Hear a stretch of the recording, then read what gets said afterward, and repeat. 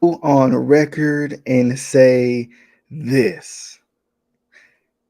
Somebody on this panel said this was one of the best Royal Rumbles that this person has seen in quite some time. I need y'all to stick around. I need y'all to just, take some time to guess while you're getting your popcorn and you're getting your drink. All right. I need y'all to guess who that was. Cause of course it won't Justin, because that fool ain't here. But you know how it is. I'm excited to talk about this show, Royal Rumble 2024. Did it live up to the bill? Because I feel like Mania 40, it was building a whole lot of steam. We've had some injury news and stuff like that. We got a whole lot to talk about on this Royal Rumble review. We'll be right back, and we're going to let you guys know how we felt about probably, if not my favorite, at least my second favorite of the big four pay-per-views.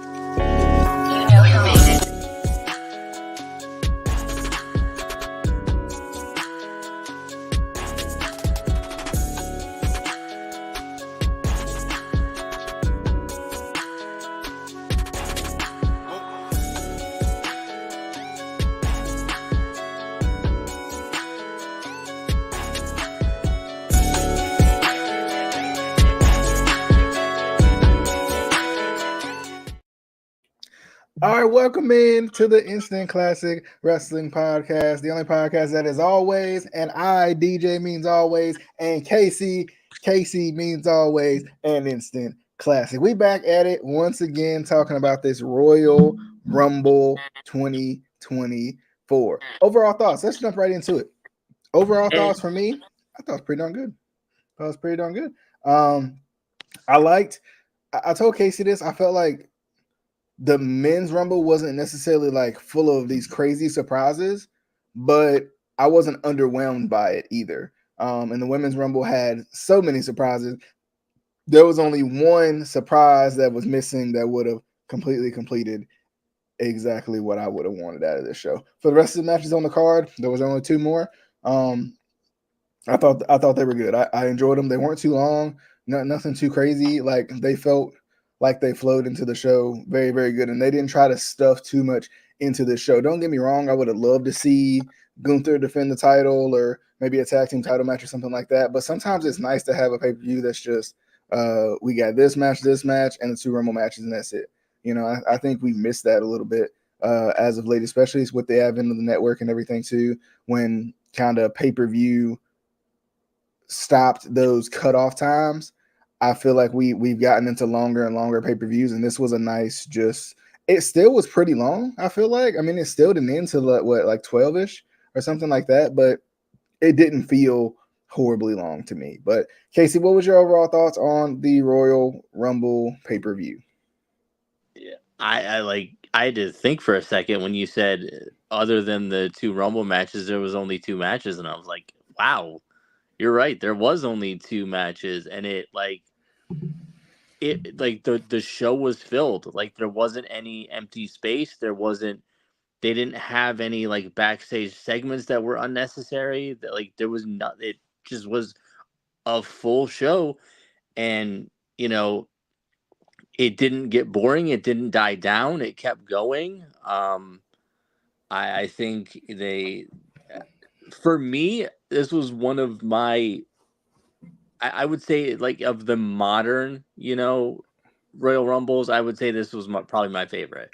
Yeah. I mean, for me, ones that I really like, I would have to go back to like the '90s, early 2000s. I think those were the best ones. But as for like within the past like 5-10 years, this was definitely one of my favorites, and there was some big surprises. And like you said, there wasn't really any huge surprises in the men's rumble. I kind of wish there was at least one or two, Mm-hmm. um, but it kept going, and it flowed. It was still entertaining.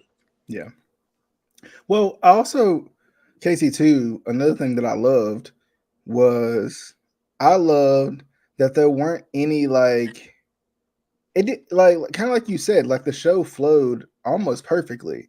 There wasn't any what felt like at least meaningless time fillers in this show, right? Like, you know how typically, especially in WWE pay-per-views as of late, there's been a time filler match, there's been a time filler segment. Like, I don't know what it was about this show that felt like it just flowed perfectly, but it did. Like, it was, I mean, I feel as if this show kind of had almost like a perfect feel to it, just in the way that it was booked.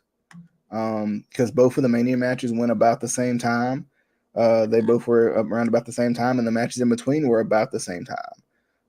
So I mean, I definitely I agree when you say that this Rumble just felt like it had a good flow to it. I can definitely second that and agree. But should we get into it, or Let's get into it. all right, let's do it. And there also weren't any pre-show matches, which is something weird as of late. And we talked about this before when we talked about the Netflix thing. It'll be interesting to see how WWE changes as they go into that era. Of course, that's a whole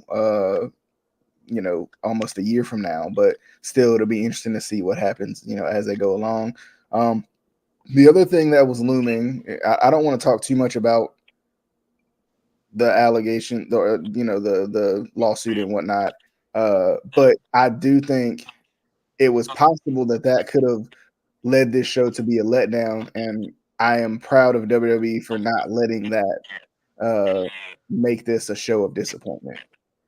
So I would say Right. that because Well, first of all, with the no pre-show matches, I didn't even think about that. I think mostly because I don't.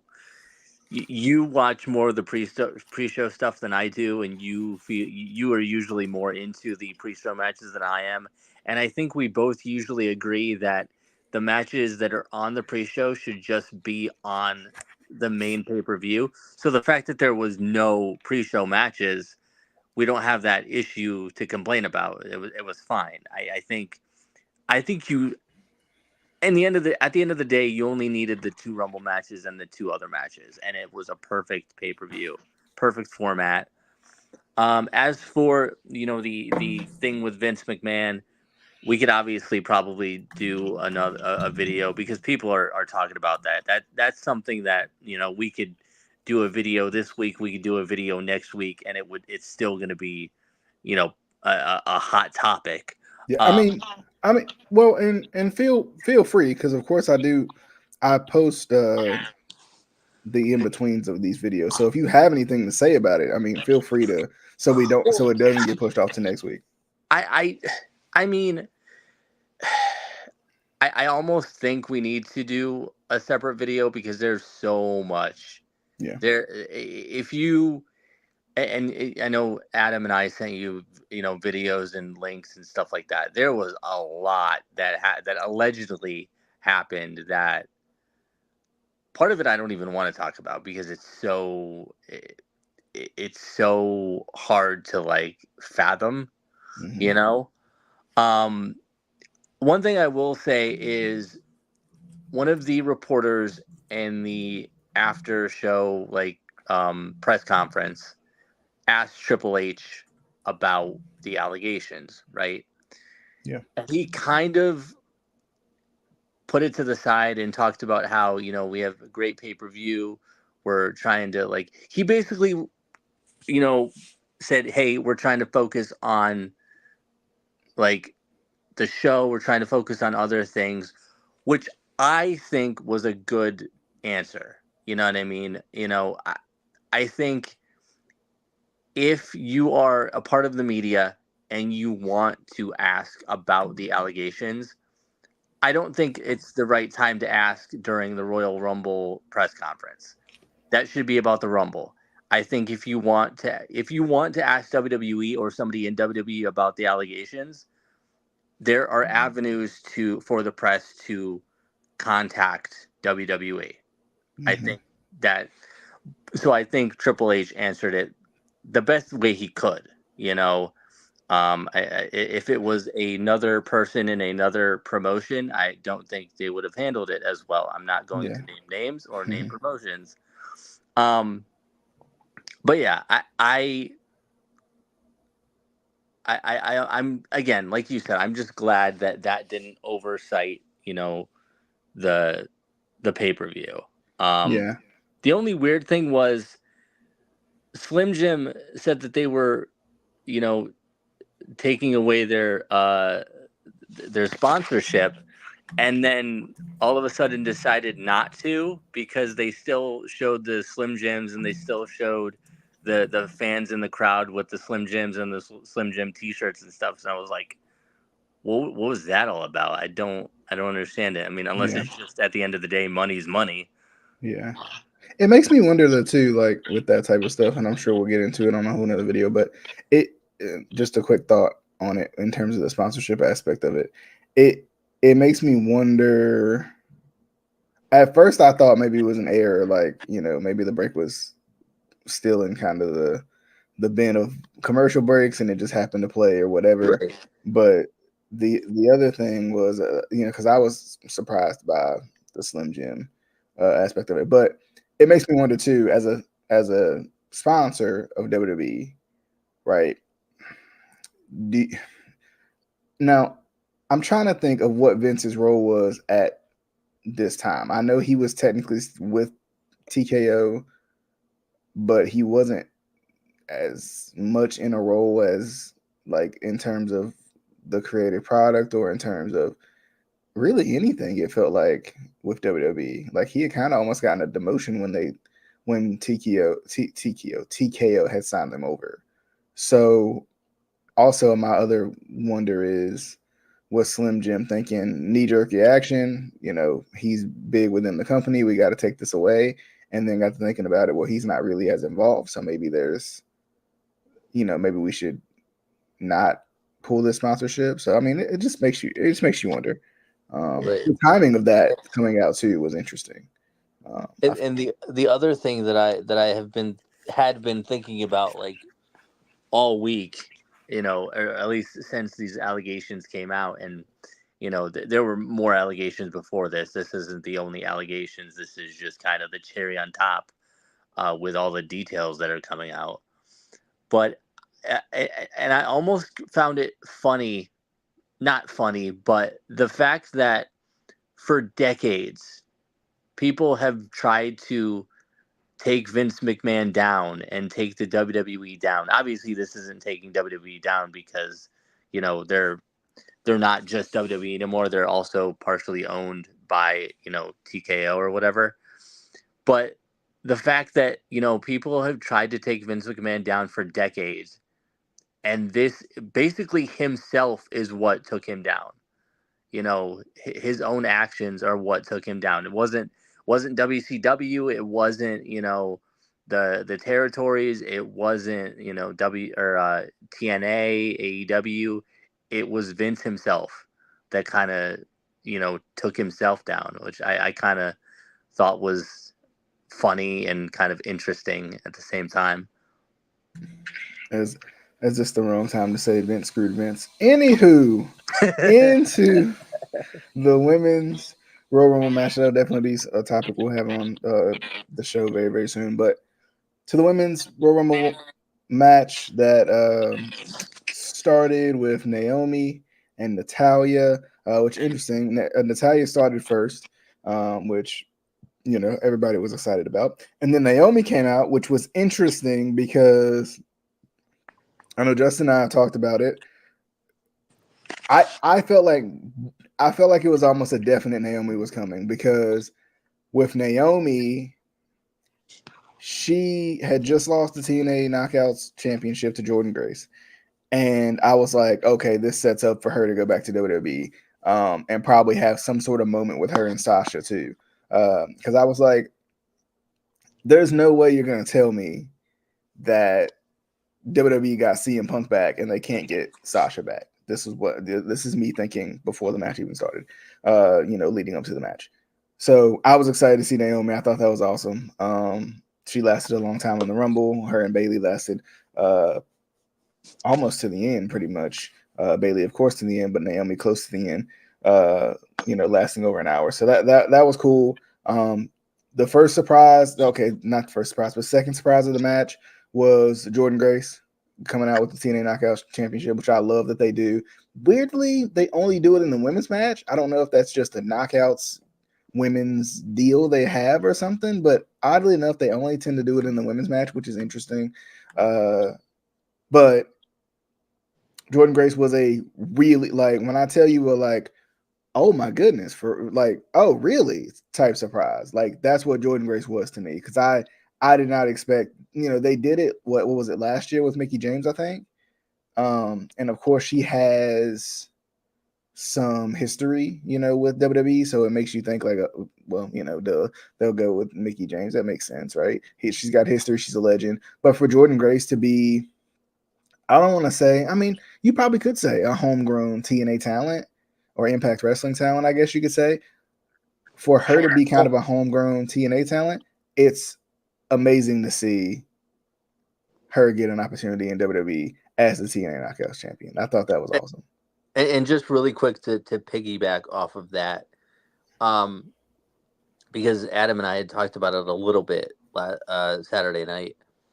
I think it was different in a way with Mickie, just because, one, like you said, she has history with WWE, so like we know her in WWE. Also, if I recall correctly, they had like mentioned that she was like a free agent at the time, even though I think she still technically was holding the Impact Knockouts champion, Mickie James, but they still said that she was a free agent, right? But with Jordan Grace, and I'll talk about Jordan Grace too as well. They straight up, said she's the current Knockouts. It wasn't like, oh, she's a free agent or anything. Like, this was just like, this is, the TNA Knockouts champion. Yeah, I agree. I thought to see her come out with the title once again was the most interesting. Like, and it's interesting because we know kind of the history of WWE and TNA, right? They haven't always really gotten along. We know TNA's rise, we know TNA's fall. It's just interesting to see WWE work with TNA in this way, even just to kind of provide a surprise. I think it, and that's the thing. Not to say that WWE would ever necessarily work with AEW to provide a surprise, because number one, AEW's rates to get their talent over would probably be ridiculous to begin with, and WWE would like, "Are you stupid?" But I hope at some point it can be that way to a certain degree. Like, not to say I want AEW to fall off to the point where it's easy for WWE to reach out, but like it would still be cool to see. We're talking one night only situation. We're talking, wrestling is built on dream matches. Wrestling is built on dream scenarios. Wrestling is built on never before seen type things. And that would be cool. Now, albeit if it's a shot in the dark, in the wildest, deepest wrestling dreams, but I just think it would be interesting. But back to the Rumble match. Everybody else was kind of, par for the course, I feel like, pretty much, until we got to, let me think, a couple NXT people with Roxanne Perez and Tiffany Stratton, and then in between those two, it was Jade Cargill, which I want to pull this up real quick and show y'all the reaction from Michael Cole, Corey Graves, and what's my boy's name? Pat McAfee. Because I just found, I don't know. I'm always interested in how they do this, right? Like, I'm always interested, like, how do they not tell the commentators about the surprises?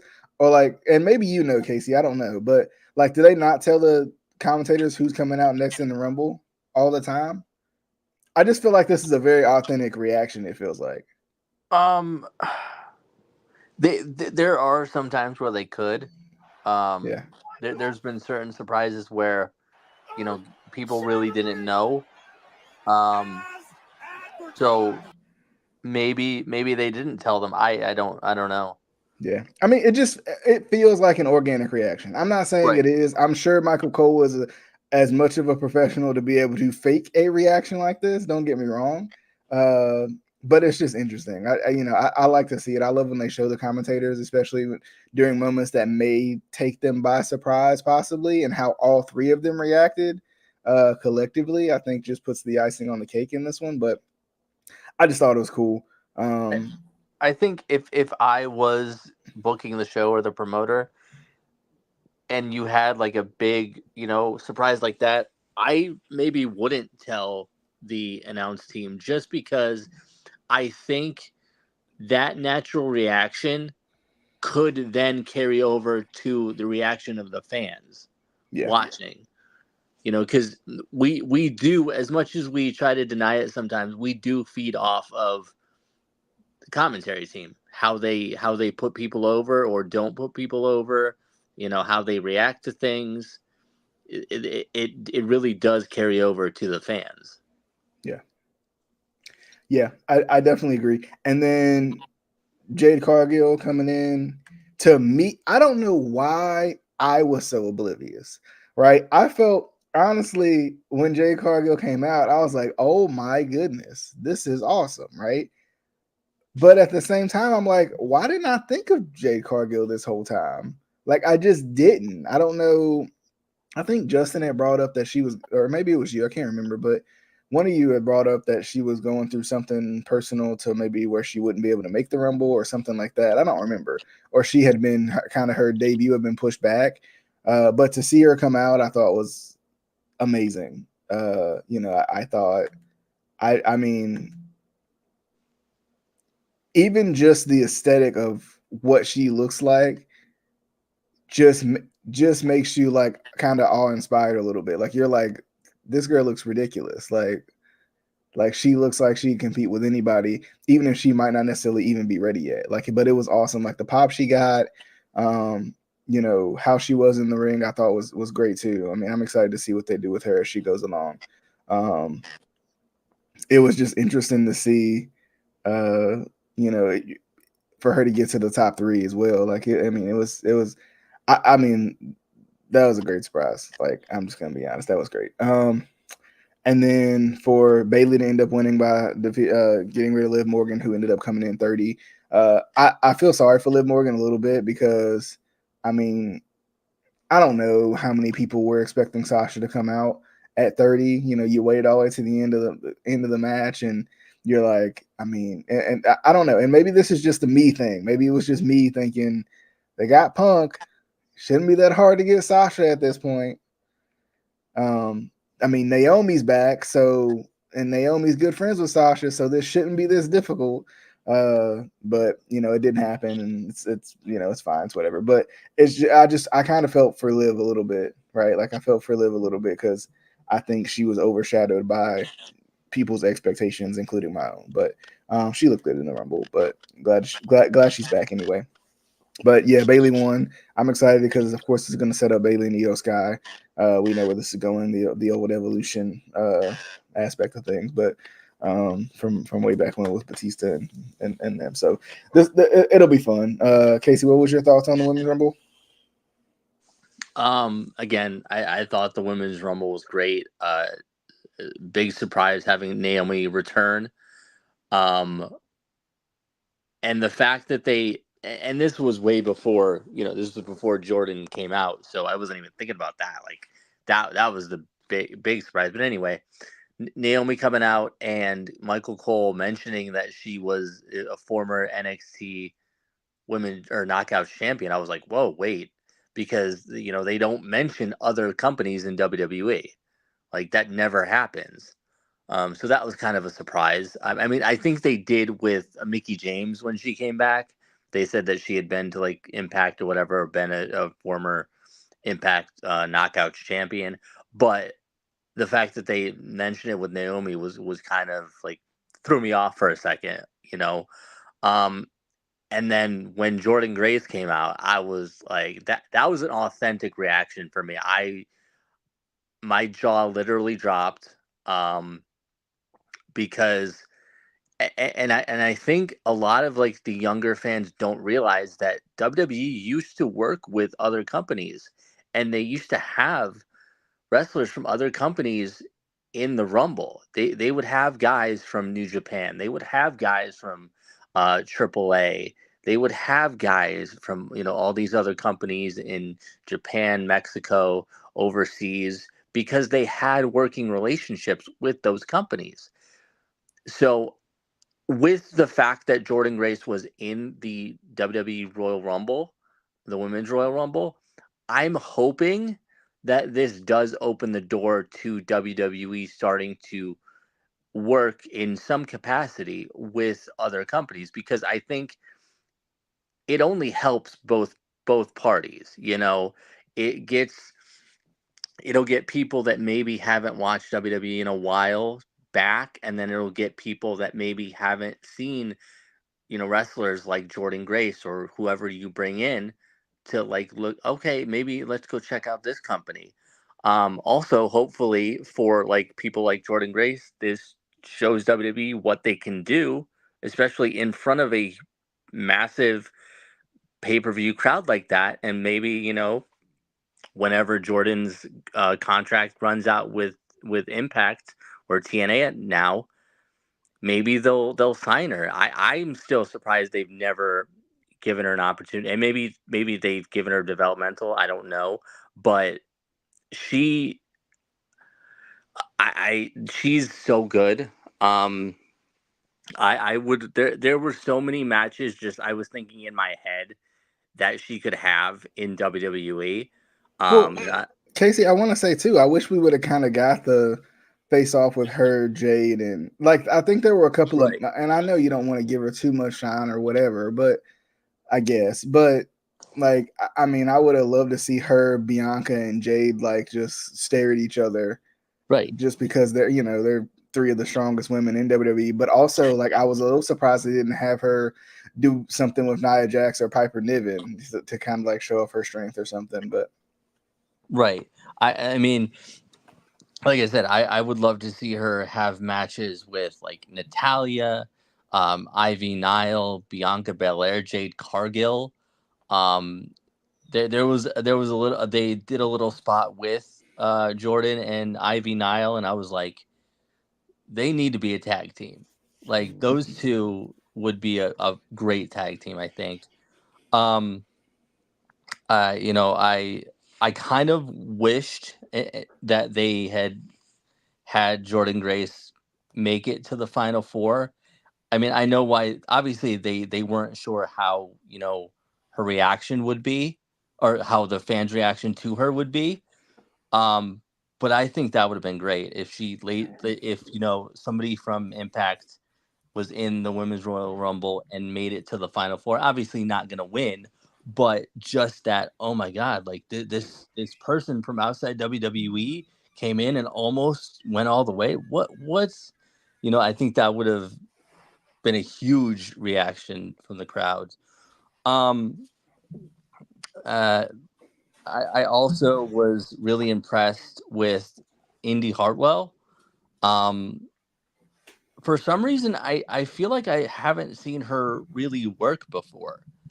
mhm. I know she had that thing with Johnny Gargano, Candice LeRae, and that little storyline and uh, team with them, but I feel like and maybe I just don't remember, but I feel like she really didn't have that many matches. It was more so the backstage stuff, which was great. It was entertaining, but to actually see her wrestle a little bit and see how she could work in the ring in the Rumble, I was impressed, and I really want to see more of her. Um, Same with Jade Cargill. Um, what powerhouse? Uh, Same with Jade I forgot Cargill. audio was coming through. It is.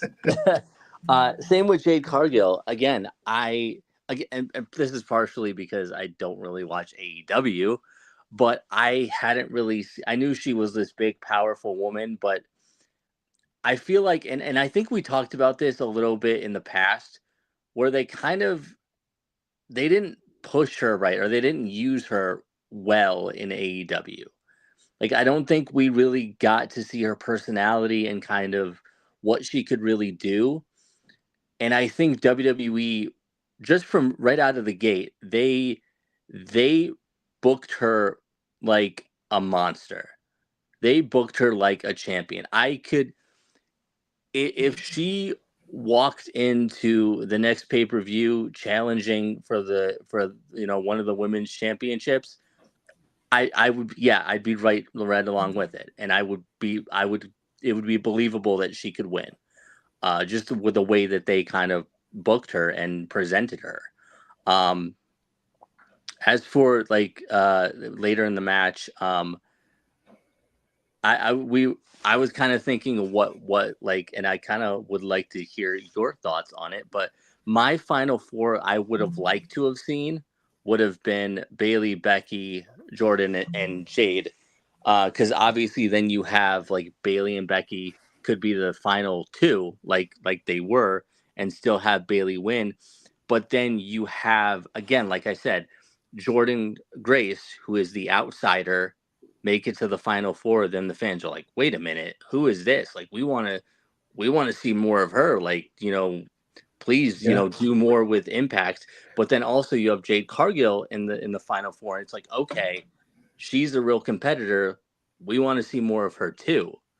Um, and a couple other quick things is, and I think Adam and I both agreed, and I'm sure DJ will also agree.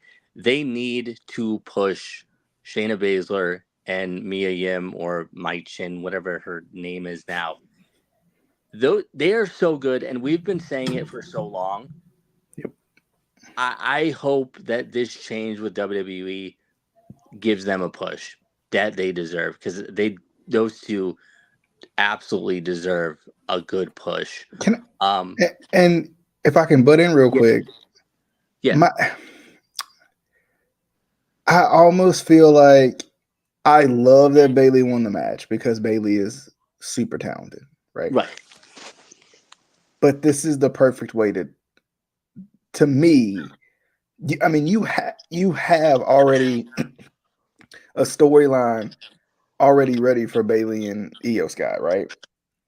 So right. my question is kind of like you just said, why not have Shayna or Michin kind of surprise win this match? And then that way that propels them to that level that they really haven't been on the main roster yet. Right. And I would love that. I would love a surprise, Royal Rumble winner. Um, kind of like we've had a couple surprise Money in the Bank winners.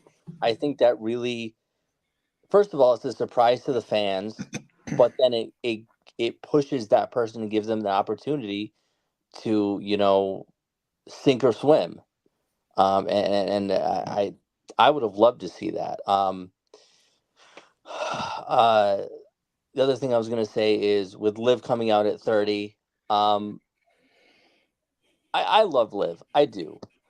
And I think that maybe that was, you know, uh, a chance to kind of have a surprise return, and maybe WWE trying to see if they can give her a push to see how the fans would react.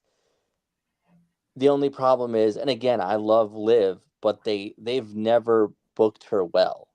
I don't Mhm. think. So I think that's followed her in her WWE career, and I think, unfortunately, it's just, I don't know.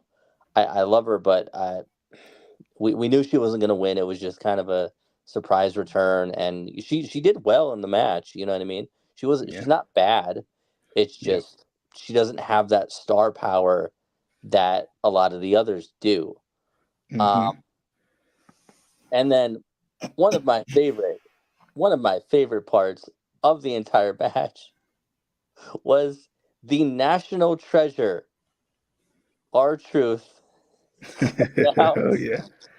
and and, and causing Sarah Logan to get eliminated.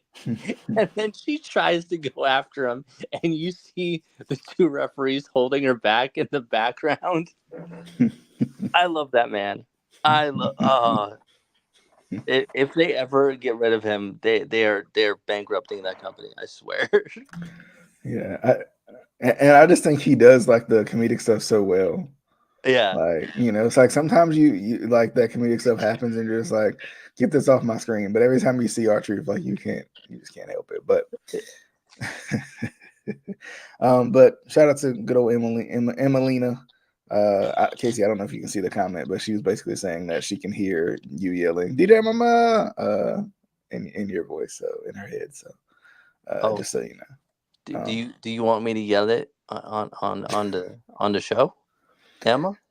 Emma, do you need me, Emma? DJ Mama. Emma, you didn't even need to ask for him to do that because literally he does it. I think every time we are in the same space, but I just needed the opportunity. I needed someone to say, Emma, DJ Mama. good old Emelina, she's my favorite. But let's jump into the undisputed WWE Universal Championship match where it was Randy Orton, L.A. Knight, yeah, AJ Styles, and the champion Roman Reigns. Here's the one thing. Like, no, I didn't think Roman was going to lose this match, but the one thing about Roman holding the title for so long is you never really know when he's going to lose it, right? The thought is he'll probably lose it at Mania, more than likely, right? But you never really know, right? Especially when you put Styles in the same match, LA Knight in the same match, Randy Orton in the same match, like that's a good match to where you're like, okay, he could lose here. Will he? Probably not, but he could. And I thought this was good. I mean, I thought everybody looked good. I thought the false finishes were good too, with AJ coming in with the phenomenal forearms and Randy Orton hitting his RKOs out of nowhere and all that. Like, I mean, I thought it was great. Of course, you had the bloodline interference too, but like still finding ways to even out the odds on top of that too. But I'm glad Roman won. I think and I said this in the preview too. I feel like this is going to set up.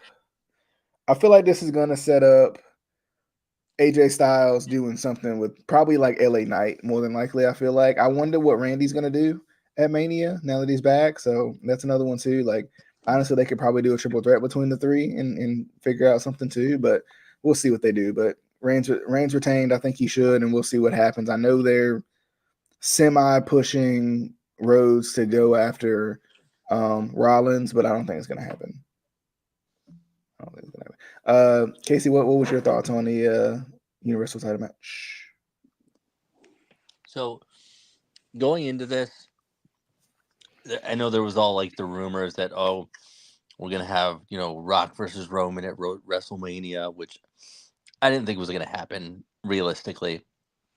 But I thought there might have been a chance that we would at least get some sort of um something from The Rock with regards to the bloodline, like the bloodline gets involved trying to basically cheating whatever like they usually do, and The Rock comes out or whatever and basically says like at the end of the day, I'm the head of the table. I'm the head of the bloodline. Blah blah blah. Because he really is. Like it's The Rock. Obviously that didn't happen. I thought it was a great, uh, 4-way. It pretty much stayed in the ring. There wasn't anything outside too crazy. Obviously we had Solo came out. Um, which I mean, it was okay. But again, I just thought it was a solid match. As for Mania, I could see having it, and I kind of was talking to Adam about this. For those who don't know, Adam used to come on the show, and now he doesn't anymore because he's got to work all the time, and then he's either working or he's going to Disney World and not bringing me. Anyway, sorry that got off on a little tangent. But we were talking about this, and I was saying like you could possibly do something with have a triple threat because obviously Punk later in the show gets injured, tore his pec, I think, or no, his tricep. Tore his tricep, so he's not gonna make it to Mania. So you do a triple threat, Cody challenging both Seth and Roman, and you have the Bloodline try to interfere. Rock comes out, stops the interference, and it gives uh, Rhodes the opportunity to give Crossroads to Roman, pins Roman 1, 2, 3, wins both titles because both titles are on the line. Then you could have Seth as the whiny heel say, "Okay, but you never pinned me. You never technically beat me." And then you go on with that storyline, and you Yeah. still have Roman trying to get the title. I think that would have been good. Either way, they're gonna find something that's gonna be entertaining. I don't know how bad Seth's injury is either, right?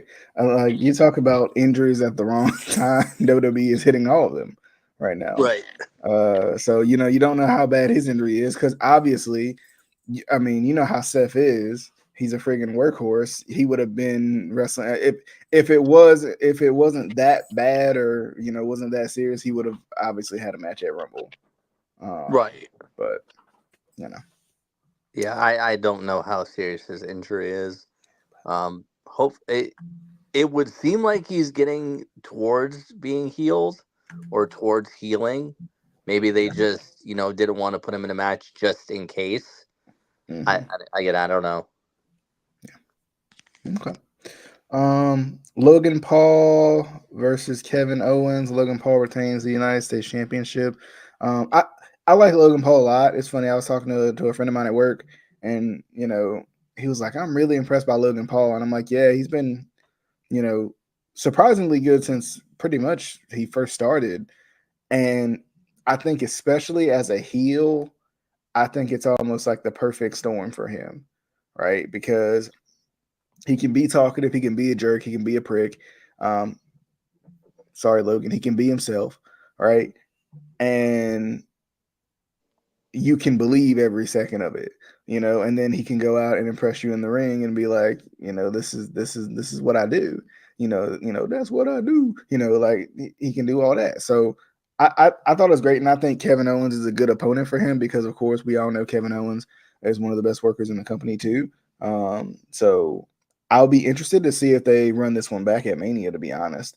Because I kind of like I said in the preview too, I feel like I'm not surprised Logan Paul uh retain the title because obviously from a casual fan perspective and because he's also good, having Logan Paul carry the title into WrestleMania is something that it's possible we've never really seen before. Like uh a celebrity turned wrestler who's actually good carrying one of their most prestigious titles, or at least historically one of their most prestigious titles, into WrestleMania, and there's your casual fan hit right there. So uh good match. I thought it was good. Same thing kind of as the previous one, had good false finishes and all that too. Um you feel like at any point Logan Paul can lose because he's Logan Paul and how invested is he? But then again, uh, of course he wants to go into Mania as the champion too. So, Casey, what was your thoughts on the United States Championship match? Again, another just a good solid match. Um, Logan Paul is one of those guys that, like, on one hand, I genuinely dislike him and I genuinely hate him, but I also kind of love him because he's such a good heel and he's so athletic and from what he's shown, can wrestle. So Yeah, it's like it's kind of the perfect storm. Um, Again, and then like you said, you put KO in there, and Owens is one of those guys can work with anybody, can put on a good match with anybody. He's just that good. I think that's a testament to his in ring work. Um, but I thought this was a great match. Nothing. I don't think there was anything like mind blowing about it. it was just a good solid match for me. Yeah. All right, men's Royal men's. Yes, I'm right. Men's men's Royal Rumble. Do you want to go first on this one? Are you sure it's the men's? I think it's the men's. Okay. I would have to think it's the Okay. men's. Well, I'm going to talk about the men's, whether it is or not. Okay, cool. Um, Appreciate that. uh, Again, this one was good. Wasn't as good as the women's, but it was a solid Royal Rumble. I loved that they started off with Jimmy and Jay. Um, Yep, I I agree. think that was great. Um, I didn't write I didn't have as many bullet points about the men's Rumble, but uh, when when Andrade came out with like that costume and the mask on, I think I, along with the entire arena, had no idea who the hell that was until we saw the name and he finally took the mask off.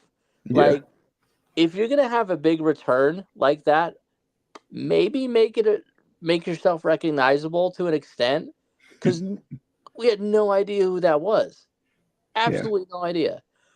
Um, Also, and I love Carlito. I do. Carlito is great. But at the same time, they need to stop using him because he makes everybody look small. He has gotten so big, since he left WWE in recent years. He's just so muscular and big. He makes everyone look small. Yeah. Even Karrion Cross, he made him look like a normal human. I was like, no, don't do that. Stop it. Like, ugh.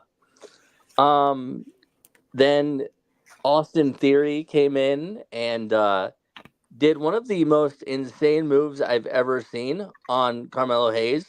That like pump handle flip thing. I don't even know what that was, but I was impressed. Yeah. Yeah, and then same with the women's. My final four I wish would have been Cody, Punk, and then Jimmy and Jay, because I would love to have seen Jimmy and Jay make it to the final four, and then something happens where they eliminate each other or whatever, and then you feed that with the into the you know remaining storyline with the bloodline, and then obviously you still have Cody eliminate Punk, which I think, I know a lot of people are questioning it. I think that was the original plan. I think Cody was going to win, and then Punk goes on to Elimination Chamber and punches his ticket to Mania that way. So I don't think they audibled or anything because of the injury. Because like I was saying off air before, um, you can pull an audible if somebody gets injured in a match, but with something like that, until medical staff really was able to examine him, I don't know that you could definitely say, okay, he's injured to the extent where we need to change the match or to change the finish, because he's not going to make it to Mania. I don't know that they would be able to know that until he went backstage and was looked at by medical staff. So I Yeah. think Cody was supposed to win. Yeah. But it was great Royal Rumble. Yeah. DJ? Yeah. I agree. Like I said, I expected more surprises, but I didn't find myself disappointed. I think in years past I would have found myself disappointed, and this year I did not. Um, Once again, they spoiled me with TNA entrance earlier in the show. So I was expecting Moose, I was expecting Okada, I was expecting all these guys. Okay, I'm gonna be honest. I was expecting. I mean, I'm like, okay, the women's rumble, they just getting us started. Okay, the men's about to be like that, and then they didn't do any of that. I was like, okay. Uh, Welcome back, Andrade. Well, okay, I have to agree with you also though. First thing I said was I like that Jimmy and Jay started this, started the Rumble, because there's, obviously there is uh some waves there, there's a rivalry there. It'll probably end up being a Mania match. I think it should be a Mania match. I think they deserve that, considering how many times they've gotten screwed out of Mania by being a tag team. I think they deserve a Mania match. I think they're big enough for a Mania match. I think the storyline is big enough for a Mania match, and I would do it. So I think they should keep that going. That was a good way to start. Andrade was surprising. I was like, "Oh, okay, I like that." I think I saw his name before I saw him in the mask somehow. So maybe I looked at an odd time or something like that, because I was like, "Whose music is that?" But and then Carmelo Hayes, like I said, that was good. I was happy to see Karrion Kross. I was happy to boo Dominic Mysterio. Carlito was a pleasant surprise. I feel like he was a pleasant surprise. I feel like Lashley looked really good in this. Kind of like you said, Theory looked really good. It kind of goes to show how stacked WWE's roster is, honestly. Balor, I was excited to see what he was going to do. I woe-owed with Cody Rhodes. I did. I did it. Braun was a good one. Gunther, I was excited about him too. I think, like I said, I was just excited to see. And then, Punk, of course. Couldn't help but be excited about that one. And then Sammy making his return. That's a solid 30 right there. If you're not going to give me anything crazy, like, at least give me something to cheer about at 30. So, and I think Sammy did that. And Cody Rhodes eliminating CM Punk, I was surprised. I was surprised. I think you and Adam put no in the chat. And I was surprised, right? I really was, because I expected Punk to win. I expected Punk to get his Royal Rumble moment. I expected Punk to get his Mania moment. And he's not going to get either one of those this year. So, so I got nothing I wanted this year. So much for that. But I will say, for Cody to win and he can go on and I hope finish the story that we want him to finish, not start a new one with Seth Rollins. I think that would be great. I'm kind of glad he won, because I feel like, I don't want to say he got screwed, but for him to be one of the only people to win back-to-back Rumbles, on top of that too, he's like, what, the third or fourth person to win back-to-back Rumbles, I think, something like that. For him to be that guy too, considering all he's had to go through to be in WWE, leave WWE, create AEW, leave AEW, make his big return, lose at win the Rumble last year, lose at Mania last year. Like, I think it shows the trust they have in him. Also, so I thought it was awesome. Like you said, I agree. You can't go wrong with, like, it's not like when Roman was a face. Sorry to bring this up, Roman. Sorry to bring this up, my tribal chief. But it's not like when Roman was a face and Roman was just winning Rumbles and going to Manias. Like, you can't be mad at Cody. I feel like, to a certain degree. So I thought it was great, and I think too, like, they played off of kind of CM Punk's kind of natural cockiness, almost, right? His natural heelness, with him saying, I didn't wait 10 years to lose to Dusty's kid, and then Dusty's kid, eliminates him, and honestly, I wouldn't be surprised if they said, hey, Punk, we want you to win the Rumble because this is your moment, and Punk literally said, give it to Cody, right? Like, because my thing is, people think Punk is really selfish, right? And I think people are dead wrong. People think Punk is truly selfish, is truly full of himself, is truly completely arrogant, and is truly not in this world. And I think you're entirely and utterly wrong and a liar to yourself, because I could honestly see Punk saying, no, we're going to give this thing to Cody, right? Because nobody's going to see it coming. Nobody's going to see him winning 2 Rumbles in a row, right? Nobody's going to see it coming. They're going to know that I'm winning this match because I just came back. I had one of the biggest returns over the last decade in this company, and everybody's expecting me to win. Give it to Cody. Let me get a little cocky like I always do and give it to Cody, right? Well, like, I don't know how you feel about that, but I could see Punk doing that. To kind of piggyback off of that, to the people who complain and try to say, oh, Punk is selfish. He has an ego. Blah blah blah. Welcome to professional wrestling. Everybody in professional wrestling has an ego. Everybody, to an extent, is selfish because guess what? There are only a certain amount of spots in the places that we want to get to. There's only one top guy in whatever company that you're in, and everyone wants to be that top guy. So yeah, people are selfish. Like if you're not selfish to an extent, I mean, obviously, you have your friends and stuff, and like we all want to see each other succeed. But at the end of the day, we all, if we're wrestlers, want to be WWE champion. We all want to be the top guy, and not everyone can be the top guy. So you have to be selfish to an extent.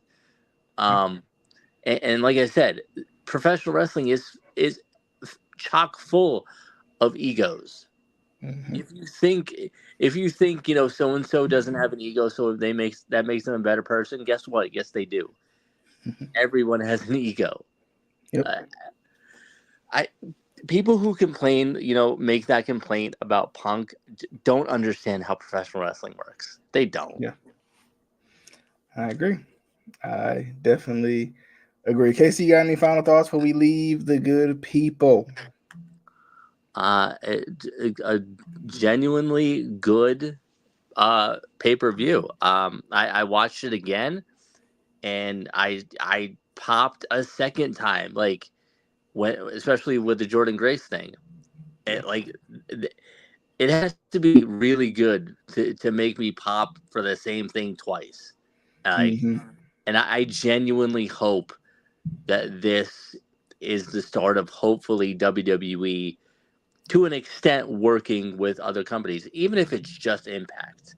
Yeah. Um, I kind of go against what you said earlier about how you hope they work with AEW. At least not anytime soon for me, just because of how toxic the AEW fan base can be.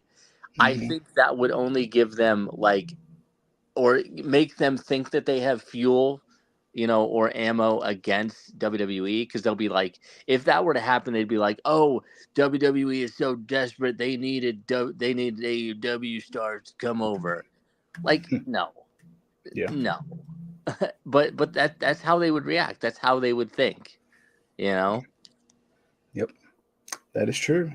Well, hope you guys enjoy the show. Let us know if you watch the show today and you haven't commented and at least said, "Hey, I need a hey in the chat." Okay, I don't know how you spell that, so just make it up. But let us know. Let us know you was here, and be sure to hit that subscribe button while you are at it, so we know what's up. Okay, and so you can keep up with all the great content that we put out here on the Instant Classic Wrestling Podcast. But Casey, I appreciate you as always. We'll be back once again.